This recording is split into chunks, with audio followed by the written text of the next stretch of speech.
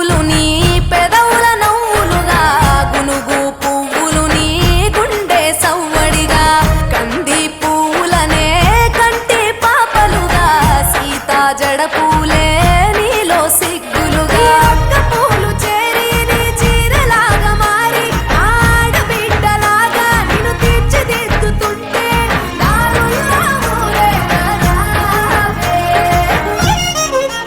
తెలంగాణలో పుట్టి పూల పల్లకి ఎక్కి లోకమంతా తిరిగేవటే పాలసంద్రం పూలే పూల సంద్రాలయ్యి నిన్ను అభిషేకించేనే.